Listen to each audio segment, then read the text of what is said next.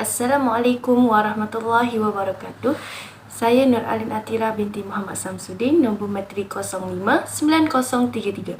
Baiklah, topik yang dirujuk oleh saya adalah topik Tamhid Tsani dan juga Tamhid Tsalis. Dalam kitab Iqtisad fil I'tiqad ini, Imam Ghazali kata Tamhid Tsani adalah fi bayanil khud fi hazal ilmu in kana muhimman fahuwa fi haqqin ba'dil khuluqin laisa bimuhimmin bal muhimmu lahum tarkahu. Yang mana perbincangan dalam ilmu ini walaupun ia penting tetapi untuk sesetengah orang sahaja dan tidak penting kepada orang lain, meskipun mana yang tidak berkenaan tinggalkan sahaja. Imam Ghazali kata dalil-dalil yang digunakan ini diibaratkan sebagai ubat untuk merawat penyakit jantung ataupun untuk merawat penyakit hati. Adapun doktor perlu tahu akan ubat ataupun penyakit yang hendak dirawat. Jika tidak ada pengetahuan, maka ia lebih banyak rosak daripada merawat. Jadi, setiap orang yang ingin mendalami ilmu yang ada dalam kitab ini, mendalami ilmu ataupun kaedah dalam kitab ini, Imam Ghazali kata perlu tahu bahawa manusia ada 4 jenis ataupun ada 4 keadaan. Jenis yang pertama, Al-Fariqatul Ula, iaitu orang yang pertama adalah orang yang beriman kepada Allah, orang yang beriman kepada Rasul serta beriman kepada kebenaran, yang mana orang ini memiliki hati-hati nurani yang kuat dalam diri. Rasulullah hanya menyuruh mereka beriman hanya dengan membenarkan apa yang dibawa sahaja, tidak lebih daripada itu. Rasulullah juga tidak membezakan seseorang itu membenarkan dengan cara terima semata-mata ataupun erti kata lain iman ikut-ikutan. Dan antara keyakinan yang dikukuhkan itu adalah oleh hujah dan dalil-dalil yang kukuh, maka mereka itu dianggap beriman kepada kebenaran. Adapun sekiranya mereka dibiarkan untuk mengkaji terhadap kemusykilan yang berlaku, jadi tidak diyakini dan tidak dijamin berkemungkinan kefahaman itu akan terpengaruh ataupun tidak boleh diselesaikan musykilan yang ada. Kerana apa? Kerana tidak mampu. Jadi contoh yang diberikan oleh Imam Ghazali, orang pertama ini adalah sahabat-sahabat Nabi yang sememangnya kerja mereka sendiri adalah untuk berdakwah.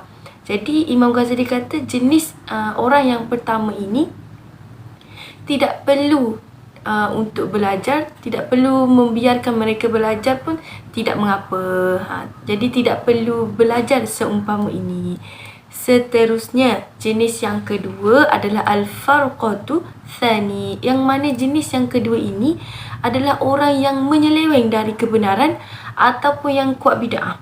Jadi jenis orang yang kedua ini, Imam Ghazali kata mereka, jika kita berbicara dengan mereka, tidak memberi faedah sedikit pun kepada mereka. Kerana apa? Kerana mereka hanya tunduk dengan pedang sahaja ataupun kena pengaruh ataupun kena perangi jiwa mereka baru mereka tunduk. Ini kerana berdasarkan pengalaman yang berlaku dalam tarikh-tarikh Islam itu sendiri, terutama tentang peperangan yang melibatkan orang kafir dan Islam. Jadi dalam peperangan antara orang kafir dan Islam, ia memberi kesan yang mana ramai orang kafir memeluk Islam. Yang perlu kita tahu bahawa Islam berperang bukan untuk berlawan tetapi sekadar untuk melindungi diri. Ibarat kata, musuh lari tidak mengejar, musuh datang terlindung. Jadi jenis orang yang kedua ni, Imam Ghazali kata mereka susah untuk terima kebenaran kecuali setelah mereka dikalahkan dalam peperangan ataupun dalam memerangi jiwa mereka.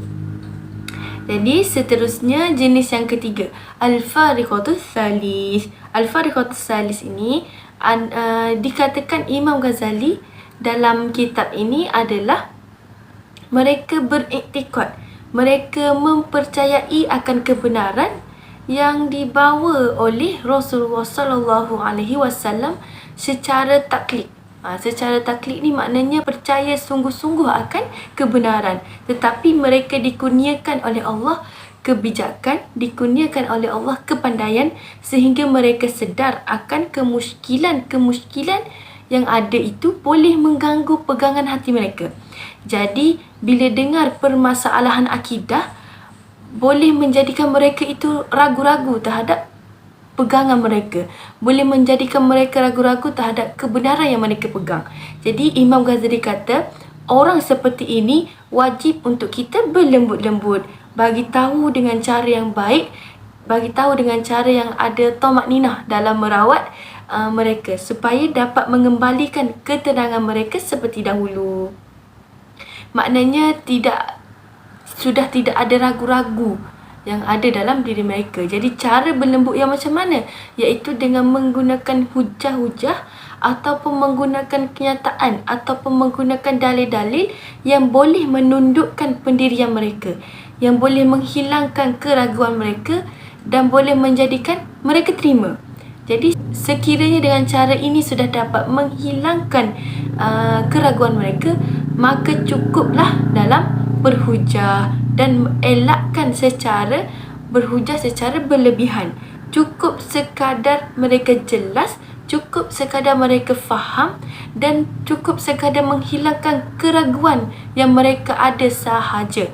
Bukan apa, sekiranya dihujani dengan hujah-hujah yang berlebihan, dibimbangi akan timbul keraguan yang lain lagi. Jadi ada pun sekiranya mereka masih lagi tidak menerima, maka bolehlah datangkan lagi hujah lain dengan lebih jelas, sekadar yang mereka perlu sahaja. Itu adalah untuk orang jenis yang ketiga. Baiklah, seterusnya yang terakhir adalah jenis yang keempat. Jenis yang keempat ini, Al-Fariqatul Rabi'ah ini, adalah orang yang sesat ataupun orang yang kufur.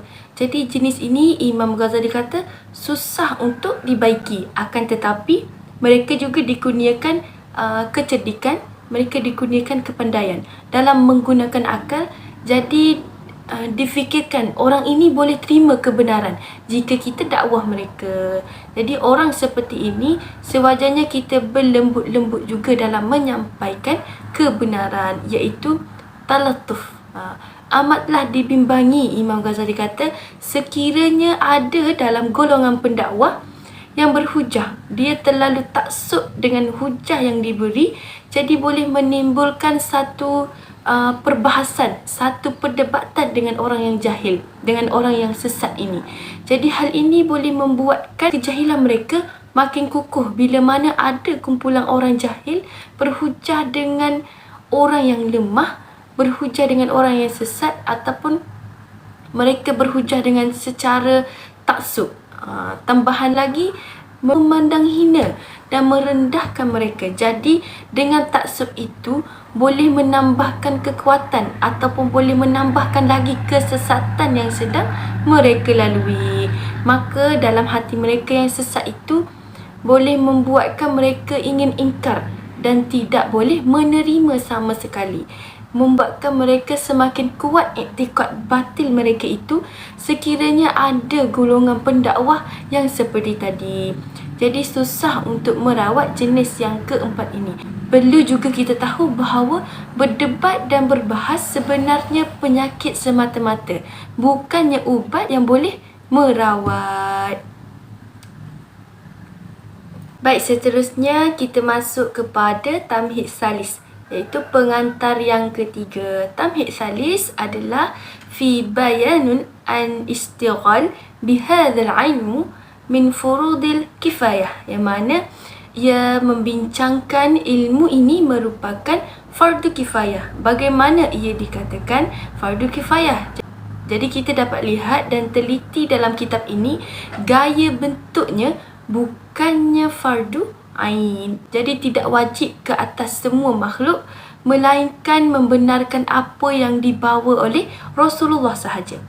Jadi ilmu ini sudah pasti membuang sebarang keraguan dalam diri dan perlu untuk memiliki keyakinan dalam diri. Yang menjadi fardu ainnya adalah bagi orang yang terdedah dengan kekeliruan, bagi orang yang terdedah dengan keraguan dalam diri mereka terhadap kebenaran. Jadi untuk menghilangkan keraguan dalam perkara asas akidah itu adalah wajib kepada mereka yang mempunyai keraguan. Wajib untuk menghilangkan yang syak itu. Jadi berdakwah menggunakan hujah dan dalil itu adalah perkara yang utama. Jadi sekian itu sahaja daripada saya. Wabillahi taufiq wal hidayah. Assalamualaikum warahmatullahi wabarakatuh. Syukran, ma'assalamah.